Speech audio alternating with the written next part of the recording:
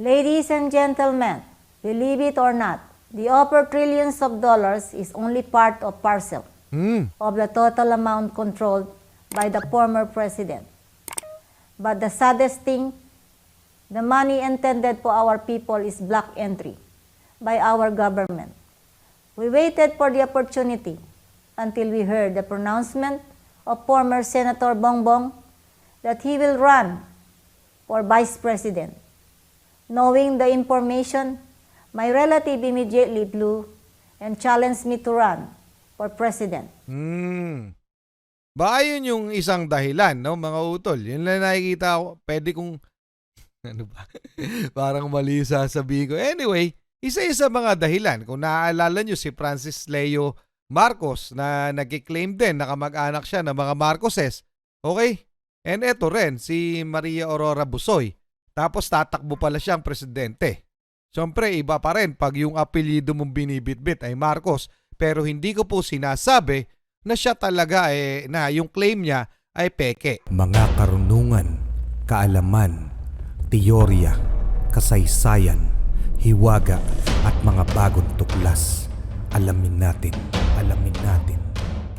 Eto medyo maganda yung susunod natin topic, mga utol. Alam nyo ba na dati ay may nag-claim na anak daw siya ni dating Presidenteng Ferdinand Marcos sa ibang babae. Ibig sabihin, anak siya sa labas. O anak siya hindi kay Imelda Marcos.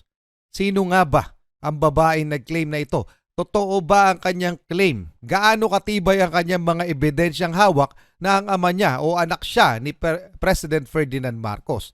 Sino nga ba si Maria Aurora BUSOY Marcos? Tama ba ang kanyang claim o gusto lamang niyang gamitin ang apelyidong Marcos? Yan ang ating aalamin. Ito'y mula kay DAE Stories, mga utol. Subscribe niyo yan, ha. Like nyo na rin yung video. Game na. Alamin na natin kung gaano katibay itong claim na ito at kung ito'y totoo ba o hindi. In the midst of the hot issue in Philippine politics, a woman suddenly appeared and introduced herself as the daughter of former President Ferdinand Marcos. I am Maria Aurora BUSOY Marcos, Filipino of legal age single and a resident of Barangay Maliwalu, Tarlac City. Ako po ang anak ng dating Pangulong Ferdinand Marcos, kay Doña Elizabeth BUSOY ng Sablan, Benguet. Teka lang, Doña yung nanay, mga utol, no? Elizabeth BUSOY ng Benguet, Doña.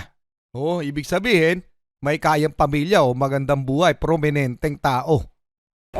Marcos, kay Doña Elizabeth BUSOY ng Sablan, Benguet. She further explained about her complex experiences and the revelation of the wealth of the Marcos family, and appealing her desire to run for president of the Philippines. However, is it possible that she is the lost daughter of former President Ferdinand Marcos? Malalaman That my natin yan. grandfather married to the Princess of... In publishing her certificate of leave birth, a loophole was found to suspect Maria of being fake or illegitimate. Ano ito? Ano ito? According to the document, a housewife named Elizabeth gave birth to Maria on October 9, 1954. However, the record of Maria's father, who was allegedly former President Ferdinand Marcos, is remarkable because his job was that of a laborer. According to Britannica.com, Ferdinand Marcos was a member of the House of Representatives between the years 1949 to 1959, and he was never a laborer. And in 1954, Imelda and Ferdinand Marcos became officially married, which is a contrary to what was stated on Maria's birth certificate. Well, anyway, mga utol, no? Doon pa lang sa... Pwedeng-pwede kasing no? Hindi ko sinasabing pinalsipika. Pwedeng pinalsipika lamang yung kanyang birth certificate. Oo, pwedeng totoong pinanganak siya noong 1954. Okay? Pero nakalagay din na ang ama ay Ferdinand Marcos. Pero nakalagay nga, yung trabaho ay laborer. Pero paanong magiging laborer o isang normal na manggagawa ang isang Marcos kung may kaya yung pamilya niya? 'Di ba? Nasa politika talaga sila, yung si Don Mariano Marcos. And bukod pa doon, mga utol, pinakita rin, 'di ba, na 2012 yung nakalagay doon sa yung birth certificate niya nung ni-registered. Oh, doon pa lang. Pero pwede rin naman. Hindi ko naman sinasabing mali yung claim niya, pero syempre titingnan pa rin natin. So kinasal si Ferdinand Marcos at si Imelda Marcos noong 1954. Pinanganak itong si Maria Aurora BUSOY noong 1954. So, tuloy na natin ha. Contrary to what was stated on Maria's birth certificate. And ano pa pala, no? Dati nung time na yan, noong 1949 to 1959, ay congressman na si Ferdinand Marcos. Na kontra nga doon sa nakalagay sa kanyang birth certificate. Mga utol, tuloy na natin. It will also be noted that Maria's birth certificate was reconstituted and it was late registered, and can be concluded that the quality of the details stated in the document seems to be poor. Here's her full narrative. Eto na. My grandfather is the first-degree cousin of Doña Josefa Edrelin Marcos. Therefore, my mother is the second-degree cousin of my father, the greatest president of the Philippines, the late Ferdinand Edrelin Marcos. The reason why they were not allowed to get married. Ayun naman yung pinaka-claim niya, no? Second cousin, yung nanay niya at si Ferdinand Marcos. Pero ang claim niya ay anak siya ni Ferdinand Marcos, mga utol. Aba. Pero, wag muna tayong tumalon, di ba? Pakinggan muna natin mabuti. Tuloy na natin.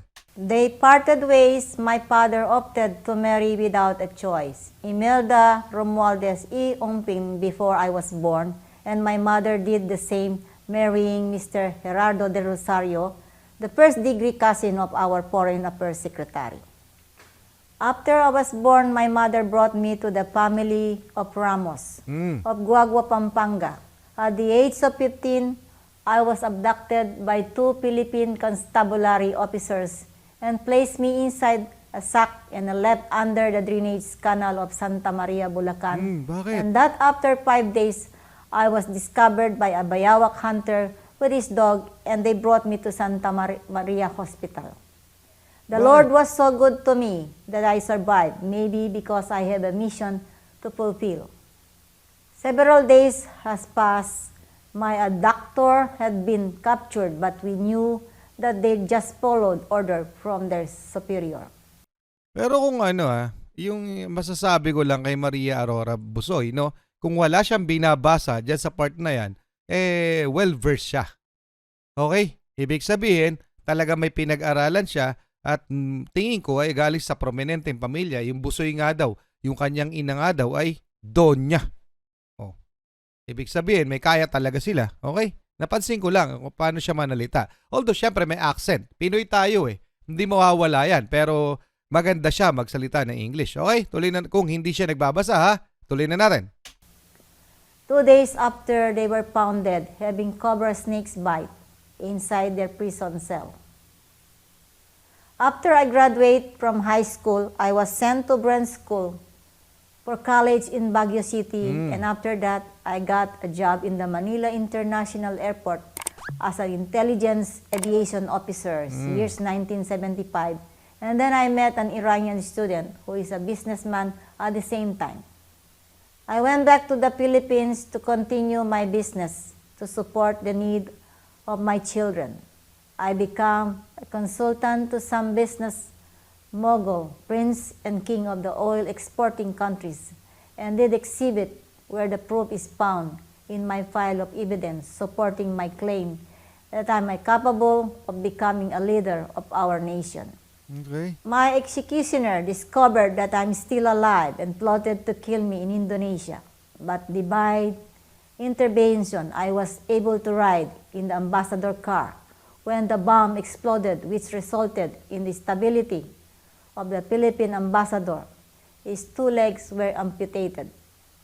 I was flown to Australia with the help of Jamalur Kiram II, while my executioner thought that I was already dead. Bakit siya pinapatumba? Anong dahilan, di ba? Sinong nagpapatumba sa kanya? May mga atraso ba siya? o dahil ito'y sa claim niyang isa siyang Marcos? 'Di ba? Ano nga ba totoo diyan, mga utol? Pero tuloy na natin para kasi ngayon ko lang talaga rin nalaman ito. Okay, mga utol, tuloy na natin. Silently, I went back to the Philippines and do regular job doing an import-export until the year 2012. That I decide to stay in the country with my uncle in Tarlac when I feel safe to stay. During my busy days, working most of my time outside the country, I never denounced my citizenship and continued to use my Filipino passport. I observed what is happening to our country, the movement and development, and honestly concluded that nothing good happened. The poor become poorer. My heart bleed every time. So my people, starving and suffering for lack of opportunity. I visited our hinterland to see the situation of our indigenous people, just to discover the worst situation.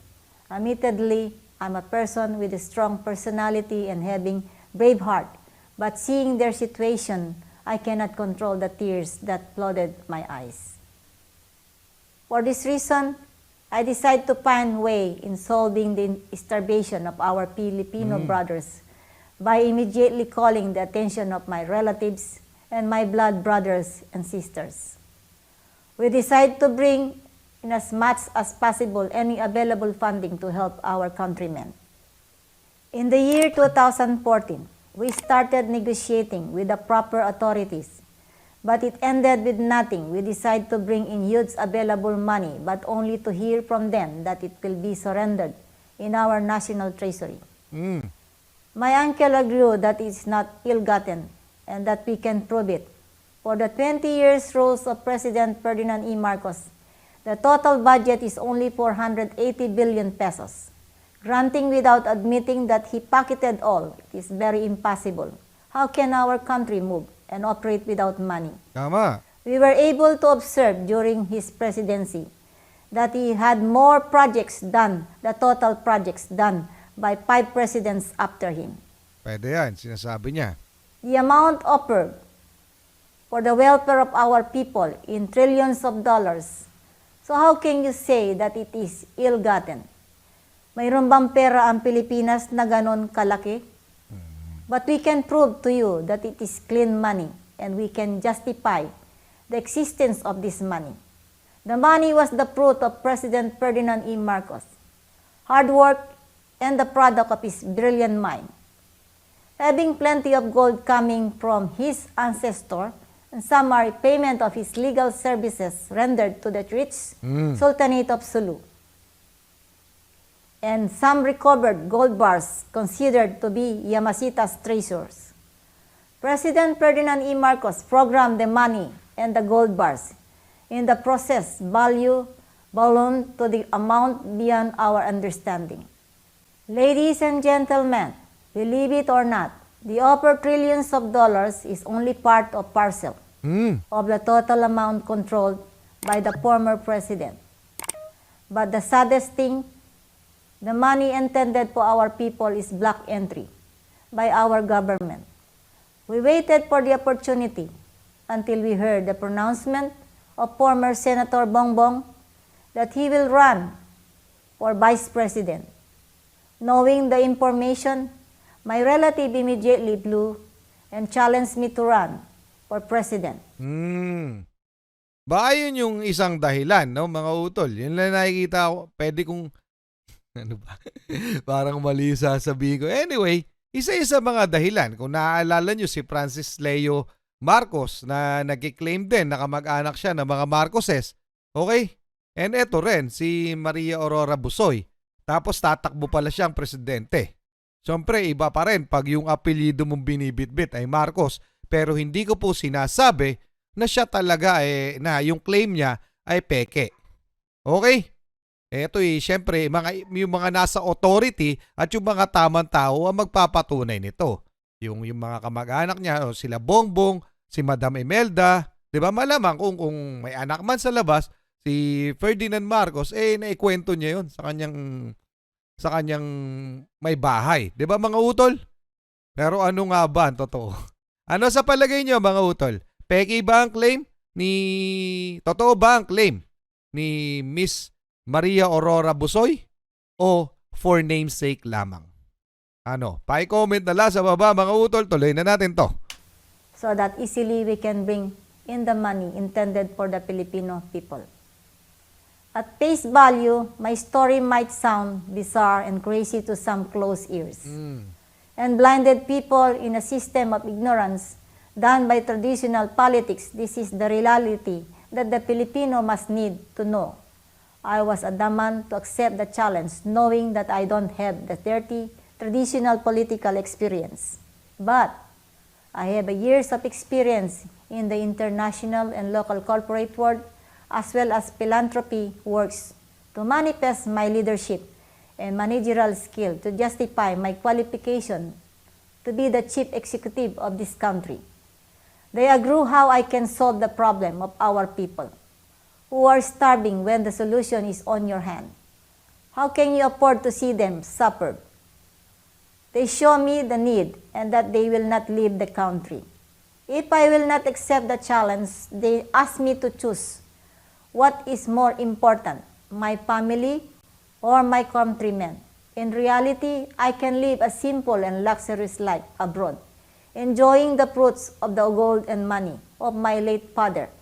But I'm moved by the people's persuasion and seeing the need of my countrymen. I accept the challenge. My dear countrymen, this is my reason to seek the highest position of the land. And this is not for myself. This is for my struggling and suffering countrymen. My mission is to uplift the living condition and raise the standard of patriotism of my dear Filipino people. This is not only for the present generation, but the generation of our children and to their children and the generations to come. I now appeal for your kind consideration on having the chance to be at service to our nation.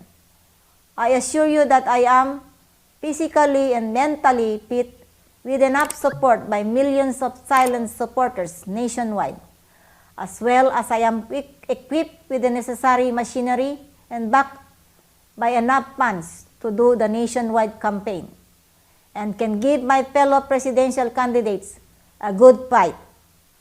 Prayerfully, I'm appealing to the rightful judgment of my countrymen. This is in need of change and hope by giving me the chance to be your next leader.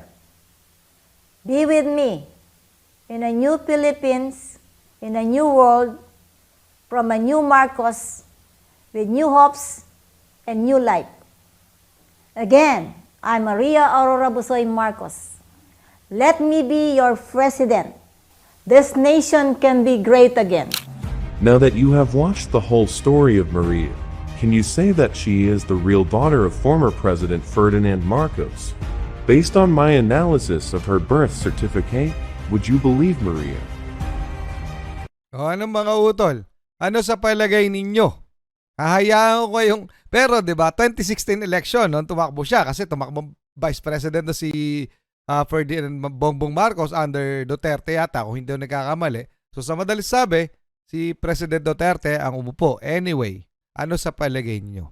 Totoo ba na anak siya ni Ferdinand Marcos sa ibang babae o ginamit niya lamang ang apelidong Marcos? Ano sa palagay niyo? Paki-comment na lang sa baba. Muli ako si Target Aquiles. In behalf of the Lin South Pride Production, ako ay nagpapasalamat sa inyong lahat sa walang sawa niyong pagsuporta. Kayo mag-iingat. Keep safe mga utol. God bless. Maraming salamat sa DAE Stories. And kayo mag-iingat ha mga utol. God bless. At saludo po ako sa inyong lahat. Maraming salamat po.